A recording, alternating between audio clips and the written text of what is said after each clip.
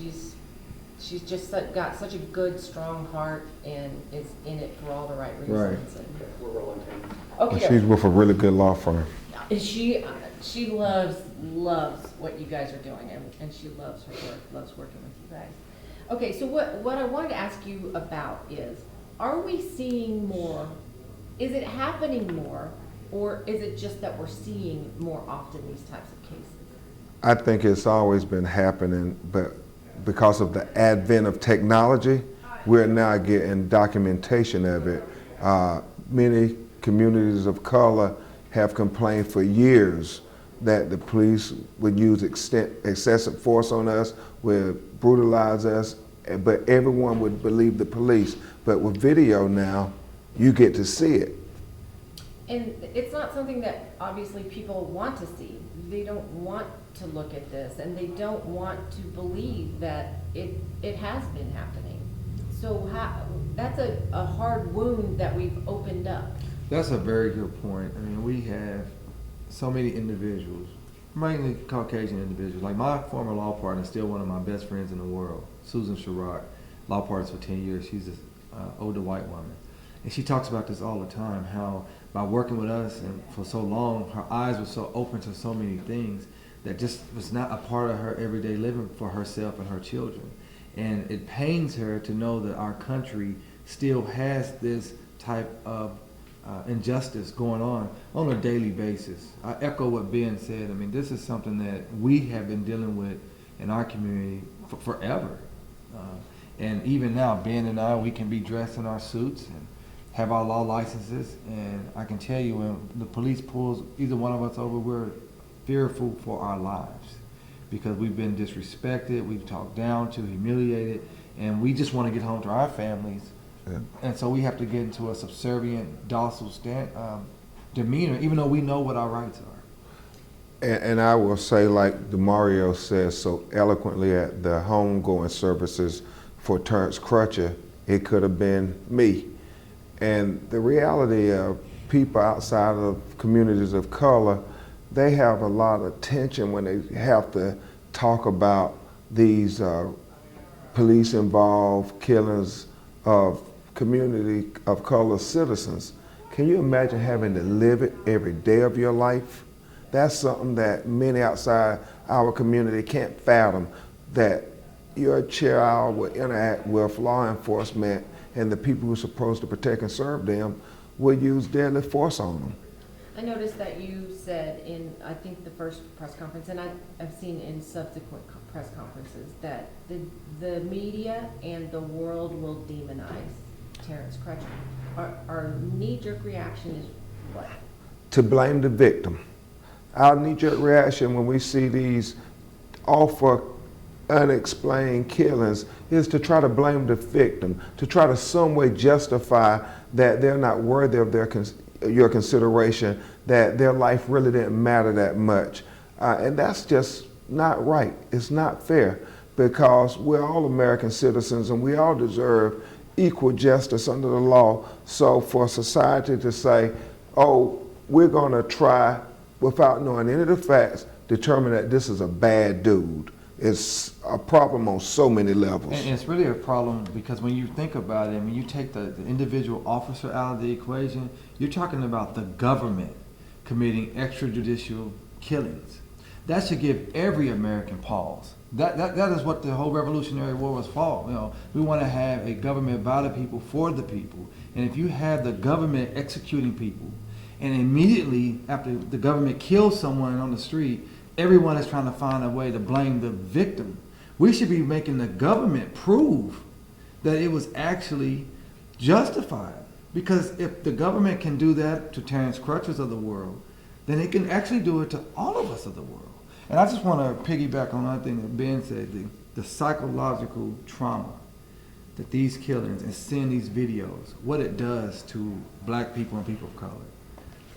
I don't think people understand the difficulty to go to work the next day, to interact with your colleagues the next day, to try to stay focused on your job and keep a positive attitude when you've seen another person that looks like you, talks like you, comes from where you come from, being killed in a manner. And say like when Terence Crutcher, not only was he shot unjustly, they let him just lay there. And so what is the value of the life? And so I think our work is also trying to legitimize and legalize blackness. To say, hey, this is legitimate life here that should be respected. So even if someone is shot, can they at least get some help as they bleed out? And I think that's something that a lot of Americans are finally seeing, and that's encouraging. And why do you think they're finally seeing it? You say they're finally seeing. Why is that? Well, I think as Ben said, it's the videos. I mean, the video, for instance, as you know, we represent Monroe Bird case, a young man who was shot unjustly as he was driving away by a security guard, paralyzed and eventually died. An egregious case, horrible case. Evidence is clear what happened, except we don't have video. In the Terence Crutcher case, you have a video of a man being peaceful, having his hands up, walking slow, no weapon, not confrontational, not being belligerent. So it takes away all of those arguments that people want to say. All of those arguments. And then when you put in the understanding that the police, he was not a suspect in a crime. All the police knew he was someone that needed help. They had no idea who he was. They had no idea he was not a suspect. And I think any good-natured person, well-intentioned person, be it Democrat, Republican, liberal, conservative, black, white, they can look at that and say, that's not right. And I think that's making this conversation where we can have these real conversations and hopefully have some real policy changes. Implicit bias training, body cams mandated, and people, and as Ben said, we have to have people held accountable so people know that you can't do this and just get off. I mean, we believe, I'm a God-fearing man, I believe in prayer, I believe in justice and mercy, but I also believe in accountability of your actions. There's consequences to your actions. And so when those things happen, then we can move forward, be the country we want to be. There are still people out there who say he wasn't complying. Even though we can't hear what the officer is saying, Right, to know whether or not he was complying, but they're still sticklers. He was not complying. If he would have just did what the police officer said. I would simply say this. We have people who have committed heinous crimes. Whether you look at Dylan Roof, who shot 9 of the most innocent people you could ever imagine in that church in South Carolina. The police took him alive. The New York bomber recently, who bombed buildings, injured dozens upon dozens of people, they did not kill him, they took him alive. You think about the recent shooting in Washington State, they took him alive. But when you're an unarmed black man broke down on the side of the road, the people who are supposed to protect and serve you, for whatever reasons, implicit bias, as Attorney Solomon Simmons said, we don't know, but for whatever reason, it's an epidemic where they are shooting and killing these unarmed black men, whether it's Jonathan Farrell in Charlotte, North Carolina, who broke down and needed help, whether it's Corey Jones in Palm Beach, Florida, who was a church drummer, broke down on the side of the highway. He was shot and killed by the people who were supposed to protect and serve him. And here in Tulsa, Oklahoma, Terence Crutcher needed a helping hand. He didn't need a bullet in the lungs. And so you look at that video and you say, what is the articulable reason to use excessive lethal force in that scenario? There were 4 officers. There were 2 officers ahead with helicopter surveillance. He had his hands up. He had his hands up for over 34 seconds. So why in the world would you use lethal force? And it comes down to the communities of color have to believe that we get equal justice under the law too. It is about transparency, and we applaud the Tulsa city leaders for being transparent. But the other part of gaining that trust and earning that trust is accountability. If nobody's ever held accountable, there's no deterrent value. And so we see these condoned, sanctioned killings of unarmed people of color happening over and over, and nobody ever held accountable. And it's almost like Attorney Solomon Simmons said, if you take the individual police officers out, you have the government sanctioning killings, And you can't have that. The government has to be accountable to all of the citizens. Some of the cases that you talked about have been officers of color. So when you talk about implicit bias and systemic bias, it's not just Caucasian officers that you're Absolutely. including in this. Absolutely. I mean, this is the thing. I mean, that's what I'm saying. It doesn't matter if they're black or white. It is about our society is a society, unfortunately, that we have never really dealt with biases and the racism that really permeates. That's from the very beginning of our society. And as black people growing up in America, we have the same biases as white people, or some of the same biases, because we're seeing the same media, we're reading the same books, we go to the same schools. So again, if we make this holistic and say we're not talking about individual officers, Officer Shelby or whatever, we're talking about systematic change.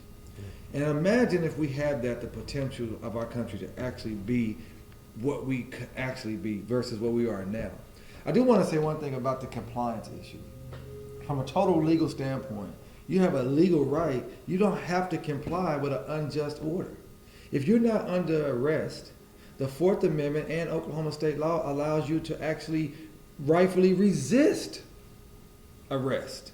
So to say he wasn't complying, why should people forfeit their American rights, their constitutional rights, just to the government? Again, if we take this back, so the government should be able to come in and just trample over my rights? Isn't that what the entire America stands for? That we have individual rights, that we should be respected? And just because you're a police officer, you're still a government servant? And if you don't have probable cause to stop and arrest me, you have no authority to give me a lawful order. And I would say, just juxtapose that with other videos out there where we've seen citizens outside communities of color. They have resisted and failed to comply often, if you're going to call it non-compliance, when somebody can't give a reasonable articulable suspicion to affect probable cause to arrest a person, and nothing ever happens to him. In fact, they have hit police officers, they have shot at police officers, they have spit on police officers, and they've never been killed. But when a black or Latino person move a certain way, they say, oh, we felt in fear of our life. It has to be proper training, proper implicit bias education to know that just because you are a person of color, that doesn't make you a criminal, it doesn't make you a suspect. You have to be given consideration as an American citizen, just like all those other examples that you can find all over the internet of people who did outrageous things to the police and they were never killed.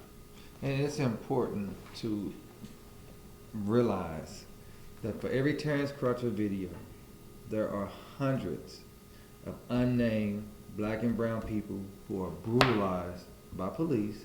They may not be killed, but are beat down, they are humiliated. The case in Muskogee, Oklahoma very recently, where the police kicks in the door, they didn't have probable cause to do that. They go in, they tase the guy as he has his hands up and he's complying. They say, come to me. He comes, they tase him. They have his 84-year-old grandmother. They pepper spray her in our own home. Those things happen all the time, but they don't make the news. They don't rise to a level of the outrage of actually someone being murdered. And those things are part of this whole entire conversation. And we have to ask ourselves, we represent that family, and we have to ask ourselves, why doesn't the media cover those stories? Because if that happened in communities not of color, people will say, oh, this is outrageous. The mayors, the police chiefs, everybody would be apologizing and everything. But it seems like they're giving certain allowances when it's people of color to use excessive force, that their constitutional rights aren't just as important as everybody else. When you get right down to that, I understand the police are the low men on the totem poles. We have to deal with the courts and the judges and the prosecutors. They have the real power to give due process to everybody. And that's what it comes down to, this sense of the laws being fair and the legal proceedings being fair to everybody. We want due process for the police, but also we want to make sure we have due process for the black and brown people, because that's what our government is about, making sure everybody has due process of the law. Absolutely. Where do you see Tulsa playing a role in all of this? can Tulsa be the catalyst for real change? Well, I'll go first. And, well, Go ahead. being a national civil rights attorney and having the great honor of working with attorney DeMario Solomon Simmons in the Riggs Abney firm, the one thing I do believe, when you think about the history of Tulsa, and DeMario was sharing with me again about the 1921 race riots and things that happened just 5 years ago in Tulsa that were horrific examples of race relations. But then to see that with today and what has happened in the Terence Crutcher case as opposed to what's happening in Charlotte and now in California with less than transparency, where they have videos but they won't release them, then Tulsa can be the healing ground, not only for this family, not only for this community, for all of America. And that's to be applauded. Now, we still have to see if we're going to get accountability. But if those things add up, and the officer gets their due process and the Crutcher family gets their due process, and we see equal justice actually work, then it is to be the example that all of America can look to and say, hey, we had something go horribly wrong, but yet the community unified and didn't divide over it. Yeah, and I echo that. I have to say, as a native Tulsan, I'm very proud of the community. I'm very proud of how our leadership has responded so far. I sincerely believe that this case has an opportunity to bring systemic change in policies, in hearts and minds, and laws here in the city of Tulsa and in the state of Oklahoma. And if that happens, then yes, Tulsa can be looked at as a beacon, as an example that other communities can look at, because we have leadership like Mayor Bartlett, who stepped up to the family and said, hey, we're going to be transparent. And I believe we'll be able to work with Mayor Bartlett and the new administration to really make systemic change, not only for the children of Terence Crutcher, who don't have their father any longer, but for our entire city. So we don't have to be spending all this time and resources and overtime with our officers for marches and rallies, but we can spend those precious resources on our schools and our roads and our educational system, our health system, so we can actually continue the momentum that Tulsa has to become a first-rate 21st century city. Okay, thank you so much. Thank you. Thank you, man.